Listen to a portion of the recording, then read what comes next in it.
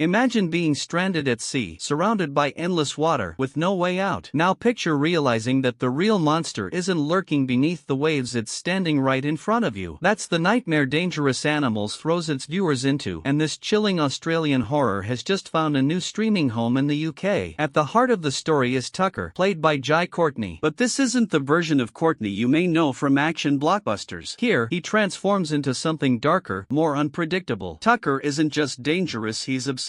Sharks are his fixation, but it's not the creatures themselves that deliver the terror. It's how Tucker channels that obsession into a twisted, almost ritualistic game of survival against Zephyr, a woman he abducts and traps on his boat. Hassie brings Zephyr to life with a raw performance that balances fear with determination, creating a deadly battle of wits on open water. The film was penned by Nick Leppard and directed by Sean Byrne, who's known for pushing boundaries in horror. Byrne has a talent for turning outlandish setups into stories that feel disturbingly real, and with Dangerous Animals, he crafts a nightmare that's as psychological as it is violent. From the very first scene, the film grips you, refusing to let go until the credits roll. After making waves in theaters earlier this year, the film has finally docked on MGM+, where UK audiences can now stream it. For those already on Prime Video, getting access is straightforward. MGM Plus can be added as an extra channel, and there's even a 7-day free trial to test it out. After that, it's £5.99 a month. And if you're not a Prime subscriber yet, Amazon Prime itself is currently £8.99 per month, complete with a 30-day free trial, plus perks like fast delivery and bonus cloud storage. So, diving into this nightmare at sea doesn't take much effort, just a few clicks. But is it worth the plunge? The critics have spoken, and the answer seems to be a resounding yes. On Rotten Tomatoes, Dangerous Animals boasts a strong 87% approval rating, based on more than 170 reviews. That kind of score is rare for horror, a genre that often splits audiences right down the middle. Clearly, this one has struck a chord. Courtney's performance has been singled out again and again as the highlight. In fact, some reviews have called it the best work of his career so far. He manages to balance charisma and menace in a way that makes Tucker both magnetic and terrifying. One moment, he's dryly funny, almost charming. The next, he's ice-cold, unpredictable, and deadly. That unpredictability keeps the tension at a constant high, because you never know what he's going to do next. Hassie,